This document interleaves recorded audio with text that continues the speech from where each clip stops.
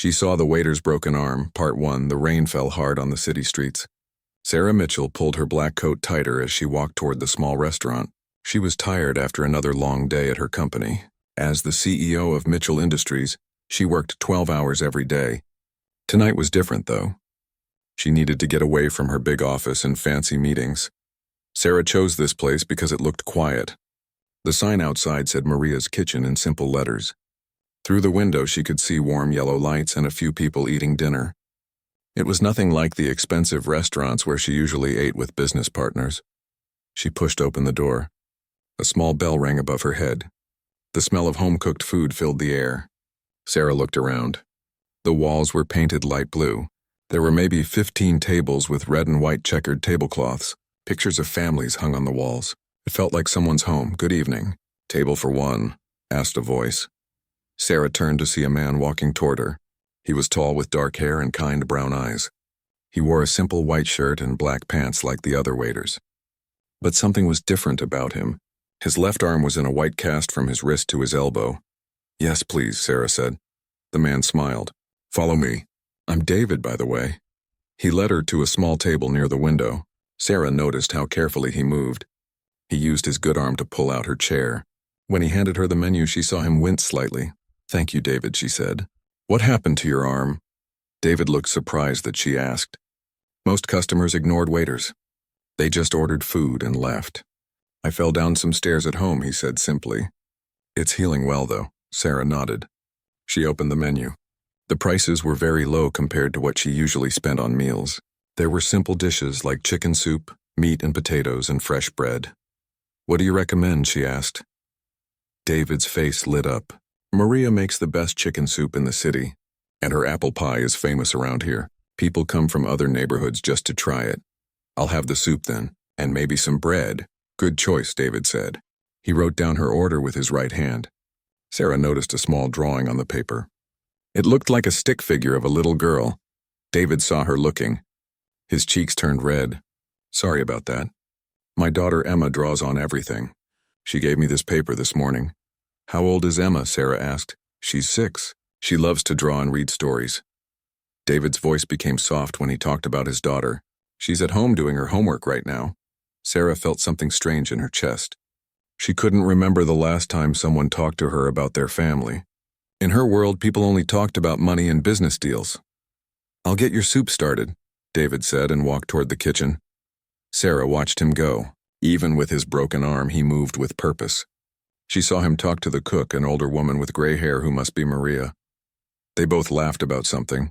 While she waited, Sarah looked around more. The other customers seemed happy. There was an old man reading a newspaper while he ate pasta.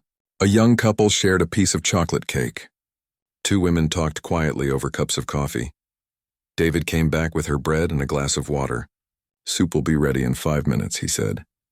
"David, can I ask you something?" Sarah said. "How long have you worked here?" "About 2 years now," he answered.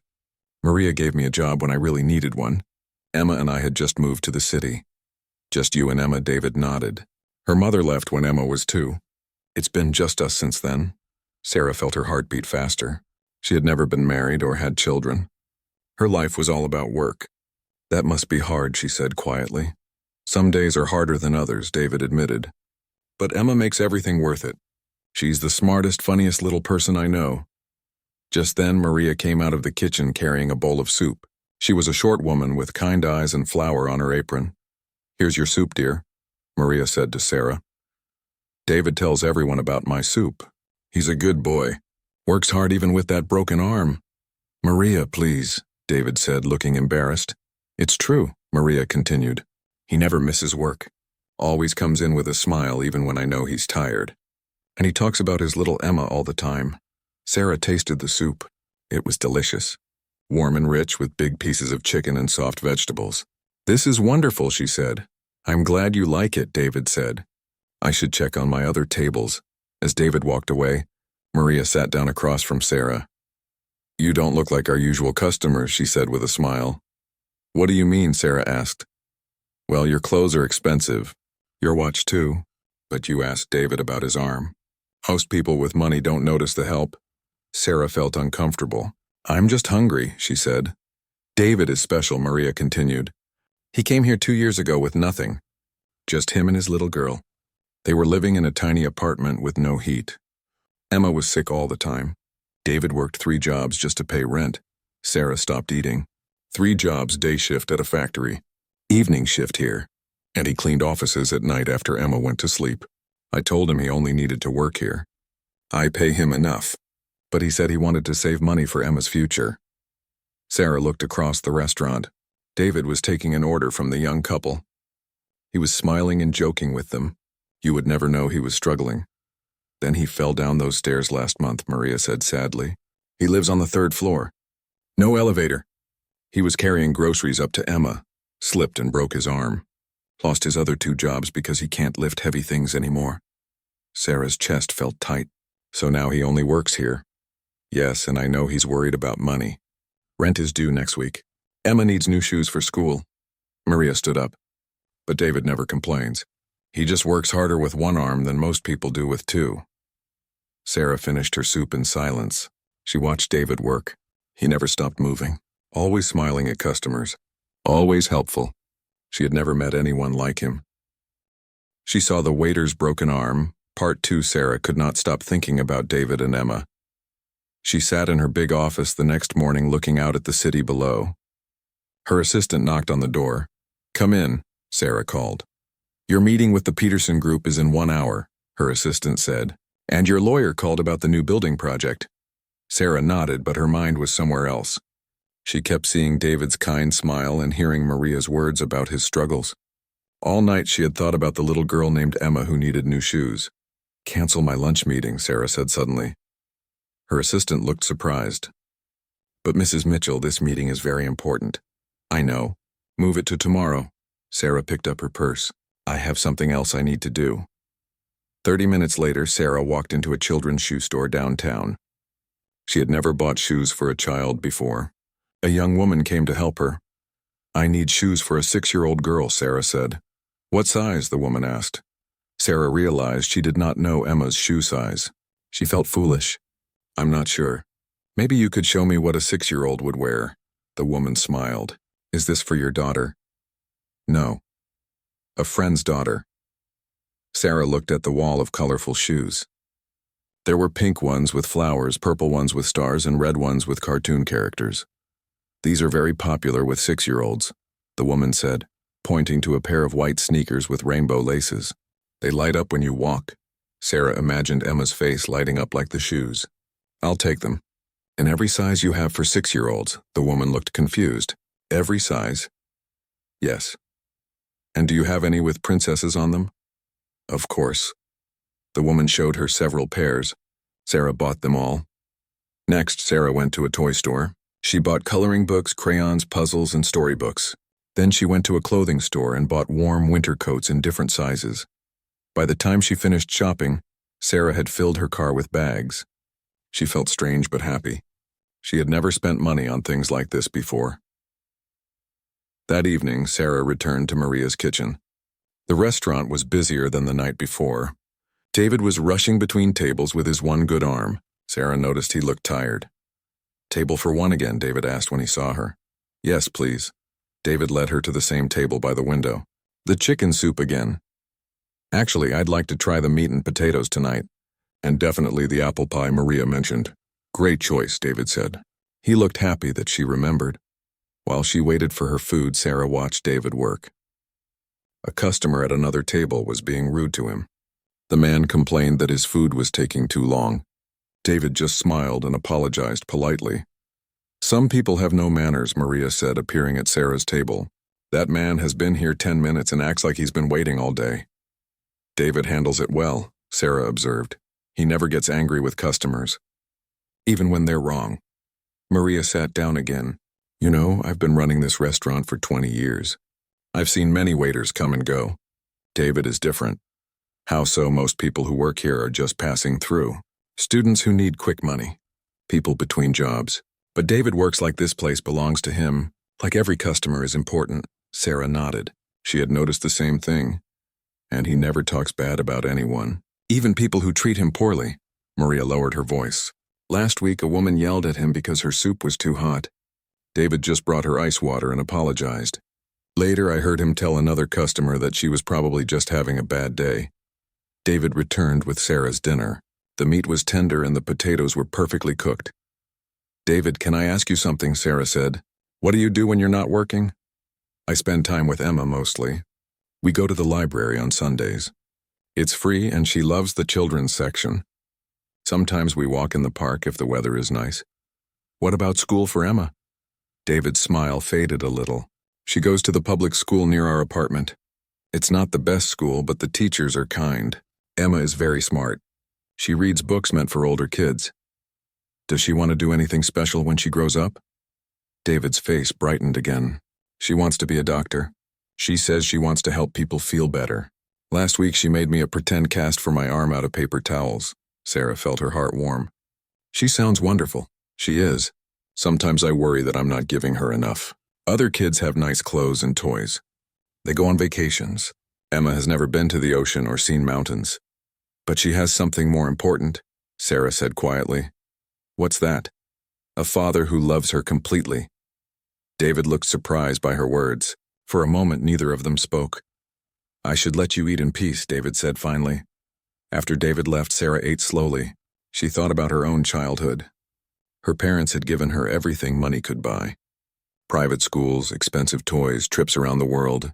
But they had never had time for her. Her father was always working. Her mother was always at social events. Sarah had learned to be alone. She had learned that success meant having more money than everyone else. But sitting in this small restaurant, watching David care for his customers like family, she wondered if she had learned the wrong lessons. When she finished eating, Sarah left a tip that was larger than the cost of her entire meal. She also left a note with her business card. The note said, "Please call me tomorrow. I have a business offer for you." Sarah drove home to her empty apartment. For the first time in years, she felt like she had done something truly important. Tomorrow she would try to help David and Emma. She just hoped David would let her. She saw the waiter's broken arm. Part 3. David stared at the business card in his hand. Mitchell Industries. He had heard of this company. Everyone in the city knew about Mitchell Industries. They owned tall buildings and made millions of dollars every year. "What does this mean?" he whispered to himself. It was morning and Emma was eating breakfast at their small kitchen table. Their apartment was tiny. One bedroom that Emma used, a living room where David slept on the couch, and a kitchen that barely fit 2 people. "Daddy, you look worried," Emma said. She was wearing her school uniform. The shirt was a little too big and the shoes were getting tight on her feet. "I'm not worried, sweetheart. Just thinking." David put the card in his pocket. "Finish your cereal. We need to walk to school soon." Emma nodded and continued eating. David looked around their apartment. The heater barely worked. There were cracks in the walls. The refrigerator made strange noises. But Emma never complained. She always said their home was perfect because they were together. After walking Emma to school, David went to the restaurant early. Maria was already there making bread. "You're here early today," Maria said. David showed her the business card. "A customer left this last night with a note. She wants to make me a business offer." Maria's eyes grew wide. "Mitchell Industries. That's the biggest company in the city." "What kind of offer? I don't know. Should I call?" "Of course you should call. What do you have to lose?" David was nervous, but he dialed the number. A woman answered. "Mitchell Industries. How may I help you?" "My name is David Rodriguez. Someone left a note asking me to call about a business offer." "One moment, please." David waited. His heart was beating fast. "David," came a familiar voice. It was the woman from last night. The one who asked about his arm. "Yes, this is David. Thank you for calling. My name is Sarah Mitchell. Could we meet today to talk? I work at the restaurant until 6 tonight. What about tomorrow morning?" "Do you have time before work?" David thought about it. "Emma would be in school." "I could meet you at 9 in the morning." "Perfect. Do you know Central Park? There's a coffee shop called Morning Brew near the main entrance." "Yes, I know it. I'll see you there at 9. "David." "Yes, don't worry about anything. This is good news." David hung up the phone feeling confused and hopeful at the same time. The next morning, David walked to Central Park. He had never been inside Morning Brew before. It was the kind of place where rich people bought expensive coffee. He felt out of place in his old jacket and work shoes. Sarah was already there, sitting at a corner table. She looked different in daylight. younger somehow. She wore a simple blue dress and her hair was down around her shoulders. "David, thank you for coming," she said, standing up. "Would you like coffee? Just regular coffee, please." Sarah ordered 2 coffees and they sat down. David waited for her to speak. "I want to be honest with you," Sarah began. "I own Mitchell Industries. I came to Maria's restaurant because I was tired of my usual life. I met you and learned about your story." David felt uncomfortable. "My story?" Maria told me about your 3 jobs. About Emma, about how hard you work. Sarah leaned forward. "I want to help." "I don't need charity," David said quickly. "This isn't charity. This is business." Sarah smiled. "I have an idea, but I need your help to make it work." David waited. "I want to open a new restaurant. Not fancy like the places I usually eat. Something warm and welcoming like Maria's kitchen, but bigger. A place where working families can afford to eat good food."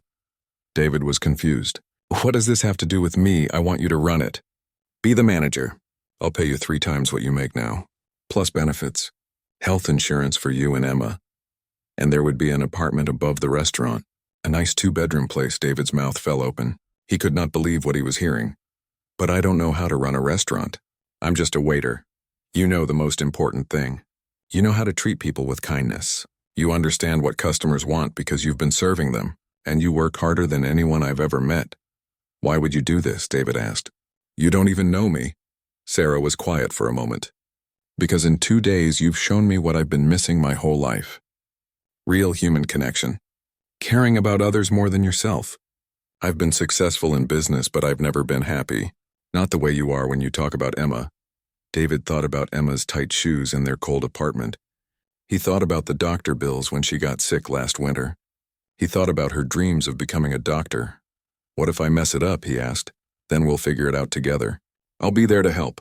We'll learn as we go." David looked out the window. He could see children playing in the park. Soon Emma would be playing there too.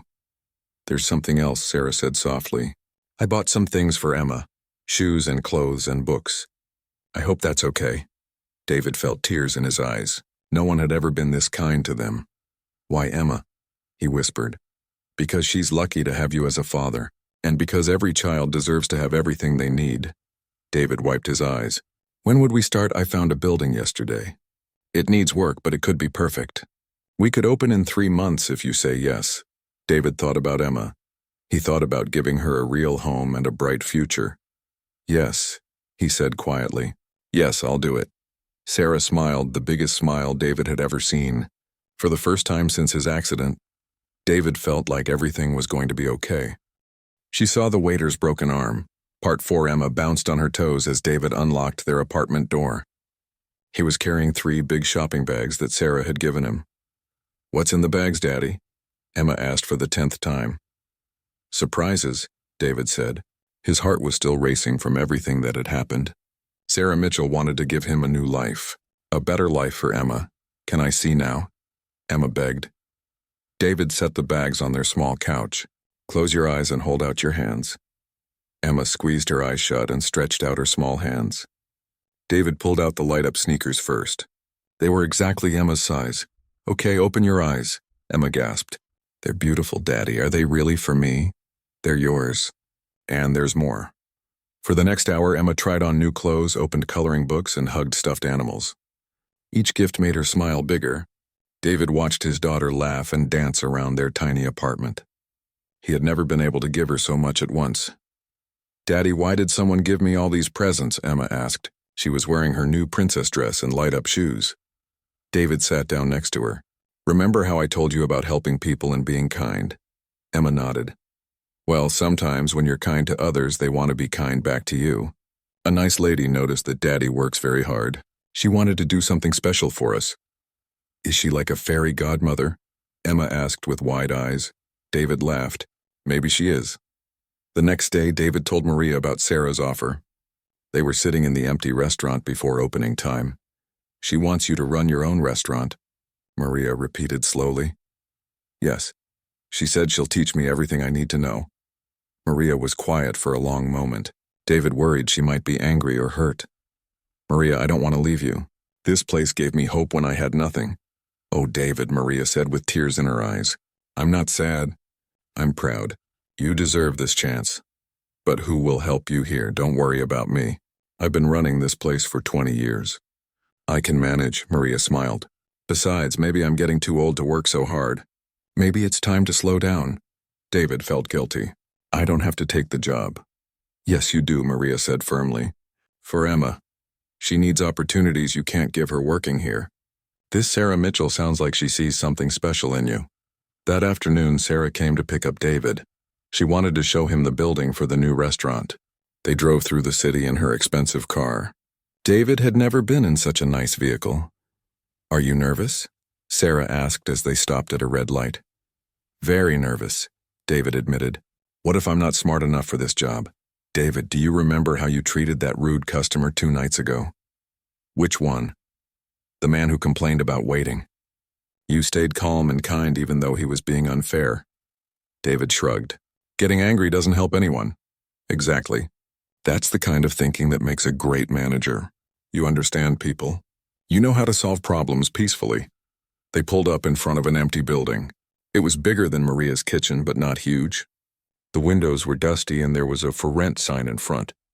It doesn't look like much now, Sarah said as they got out of the car.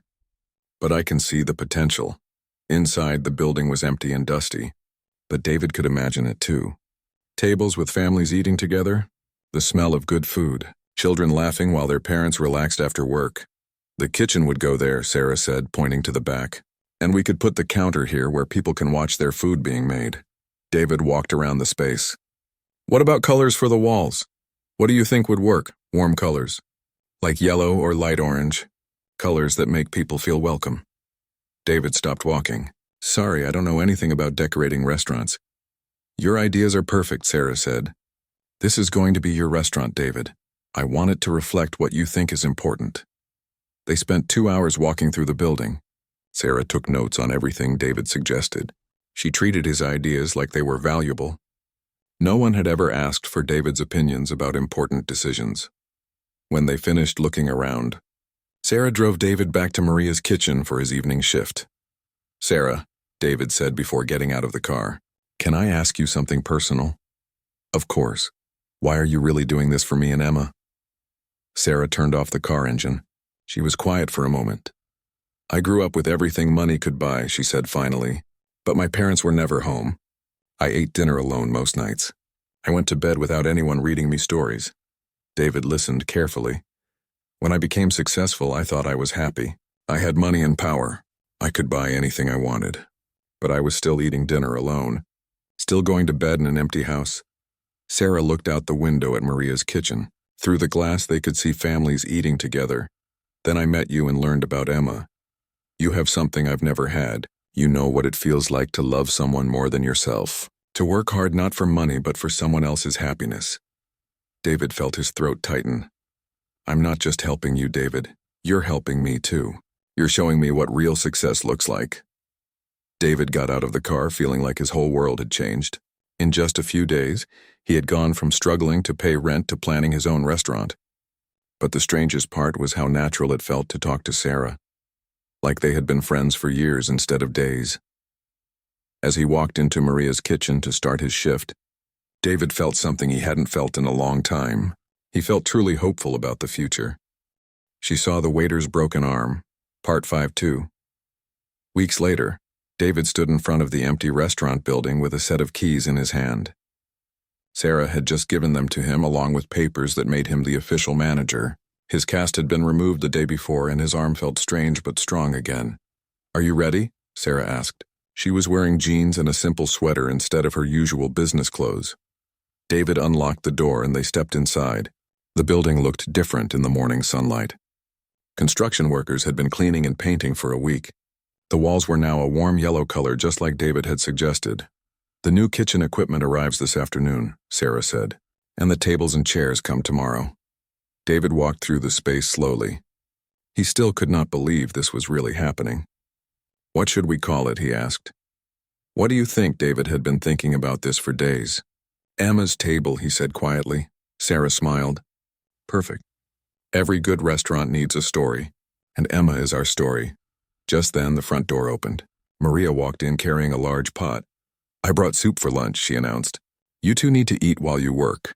Maria had been helping with the restaurant plans. She was excited to see David succeed and had given Sarah many good ideas about running a family restaurant. "Maria, you didn't have to do that," David said. "Of course I did. Your family." Maria looked around the restaurant. "This place is going to be wonderful. I can feel it." They sat on boxes and ate Maria's soup while making lists of things that still needed to be done. David felt like he was dreaming. 3 weeks ago, he was struggling to pay rent. Now he was planning his own restaurant with 2 amazing women who believed in him. "David, we need to talk about hiring other workers," Sarah said. "You can't run this place alone, I know. But I want to hire the right people. People who understand what we're trying to do here." "What are we trying to do?" Sarah asked. David thought carefully before answering. "We want to create a place where families feel welcome, where kids can be kids and parents can relax, where the food is good but not expensive, where everyone who works here cares about the customers." "That sounds exactly right," Maria said. "You should hire people with children. They understand families." Over the next week, David interviewed people for jobs. He met cooks and waiters and dishwashers. Some had lots of experience. Others had very little. But David didn't just ask about their work history. He asked about their families and their dreams. He hired Rosa, a single mother with twin boys. She had worked in restaurants for 10 years but had to quit her last job when her babysitter moved away. David told her she could bring her boys to work after school if needed. He hired Miguel, an older man who had been a cook for 30 years. Miguel's wife had died recently and he was lonely. David thought Miguel would enjoy being part of a restaurant family. He hired Jenny, a young woman who was studying to be a teacher. She needed evening work to pay for school. David liked how patient she was when he explained things. Sarah watched David make these choices and was amazed by his wisdom. He picked people based on their hearts, not just their skills. "You have good instincts," she told him one evening as they painted the dining room together. "I just try to hire people I would want serving my own daughter," David said. "Speaking of Emma, how is she doing with all these changes?" David's face lit up the way it always did when someone asked about Emma. "She's so excited. She draws pictures of the restaurant every day. She wants to be our official taste tester." "That sounds like an important job," Sarah laughed. "She also wants to know when she gets to meet you. I've told her so much about you." Sarah felt nervous suddenly. "What if she doesn't like me?" "Are you kidding? She already thinks you're magic. She calls you the fairy godmother lady." Sarah had never spent time with children. Her business world was full of adults who cared only about money and power. The idea of meeting Emma both excited and scared her. "What if I say the wrong thing?" Sarah asked. "Just be yourself. Emma loves everyone who is kind to her daddy." That weekend, Sarah came to David's apartment for the first time. She climbed the narrow stairs to the 3rd floor, feeling nervous. She could hear music and laughter coming from inside. David opened the door with flour in his hair. "We're making cookies," he said. "Hope you don't mind the mess." Sarah stepped inside the tiny apartment. It was clean but crowded. Every surface had Emma's drawings or school papers. The refrigerator was covered with gold star stickers from her teacher. "Emma, come meet Miss Sarah," David called. A small girl with dark curls and bright brown eyes like her father's came running from the kitchen. She was wearing an apron that was too big for her and had cookie dough on her nose. "Are you really the fairy godmother lady?" Emma asked without any shyness. Sarah knelt down to Emma's level. "I'm just Sarah, but I've heard wonderful things about you. Daddy says you're helping us get a restaurant. Is that true?" "Your daddy is going to run the restaurant. I'm just helping him get started." Emma studied Sarah's face carefully. "Do you want to help us make cookies there for Daddy's new workers?" "I would love to help make cookies." For the next 2 hours, Sarah learned how to roll cookie dough and cut out shapes. Emma chattered nonstop about school and her friends and her dreams of becoming a doctor. David watched Sarah with his daughter and felt his heart grow even warmer. When the cookies were done, they sat at the small kitchen table and ate them while they were still warm. Sarah had never tasted anything so delicious. Not because the cookies were perfect, but because they were made with love. She saw the waiter's broken arm. Part 6.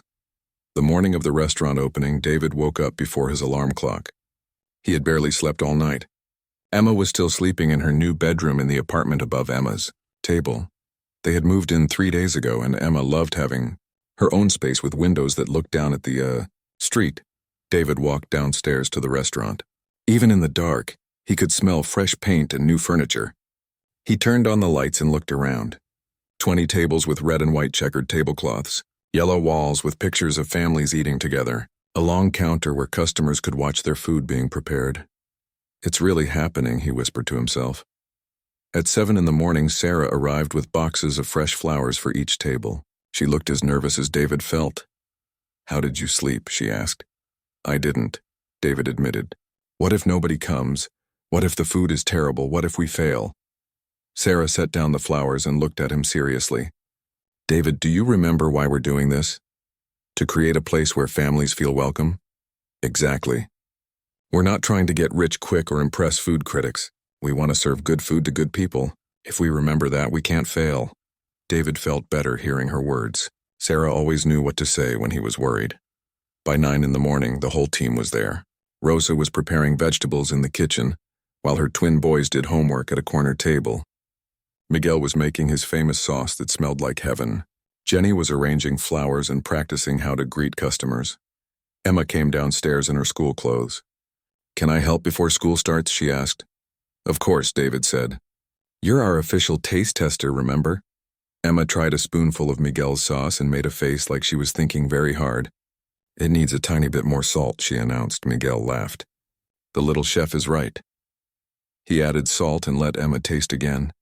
"Perfect," Emma declared. Sarah watched this scene and felt something warm spread through her chest. She had spent years in boardrooms where people argued about numbers and contracts. But here in this kitchen, a 6-year-old girl was helping grown-ups create something beautiful. At 10:30, Maria arrived with a good luck present. It was a wooden sign that said Emma's Table, where families come first. She had made it herself. "This goes right by the front door," Maria announced. "So everyone knows what this place is about." David hugged Maria tightly. "Thank you for everything. I couldn't have done this without you." "You could have done anything you set your mind to," Maria said. "I just gave you a chance to prove it." At 11 in the morning, they opened the doors for the first time. David stood behind the counter with his heart beating fast. Sarah sat at a table near the window, pretending to read a menu but really watching everything. For the first hour, only 2 customers came in, an elderly couple who ordered soup and bread. David served them personally and they complimented the food. But David worried that word hadn't spread about the new restaurant. Then at noon, something wonderful happened. A family with 3 young children walked in. The parents looked tired and the kids were being loud. At most restaurants, they would have gotten annoyed looks from other customers, but Jenny greeted them with a warm smile. "Welcome to Emma's Table. We love having families here." She led them to a big table and brought coloring books for the children. Rosa came out of the kitchen to say hello to the kids.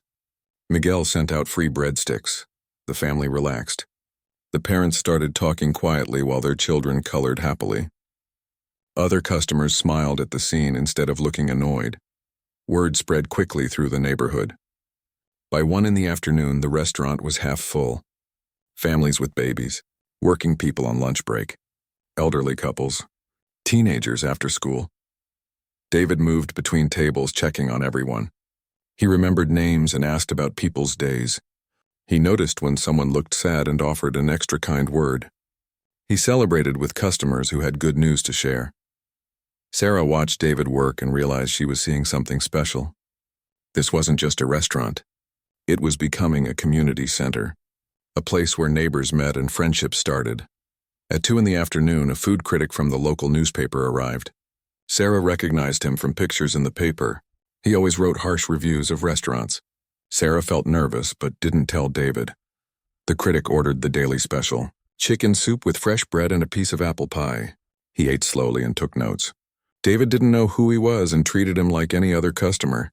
"How's everything tasting?" David asked when he stopped by the table. "Very good," the critic said. "Tell me about this place. What makes it special?"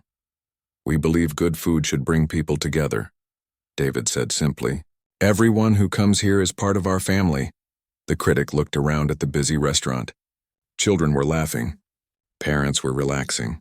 Elderly customers were chatting with young families at nearby tables. "I can see that," the critic said. "Thank you." When the critic left, Sarah told David who he was. "Oh no," David said. What if he writes something bad? He won't, Sarah said confidently. He saw what everyone else sees. This place has something special. That evening, after the last customer left, the whole team sat together at a big table. They were exhausted but happy. Emma sat on David's lap, sleepy but excited. We did it, David said quietly. We really did it. This is just the beginning, Sarah said. Tomorrow we get to do it all again. David looked around at his new family. Rosa and her boys. Miguel with his kind eyes. Jenny counting her tips happily. Maria beaming with pride. Sarah smiling like she had never smiled before. And Emma, the reason for everything, falling asleep in his arms. For the first time in his life, David felt truly successful.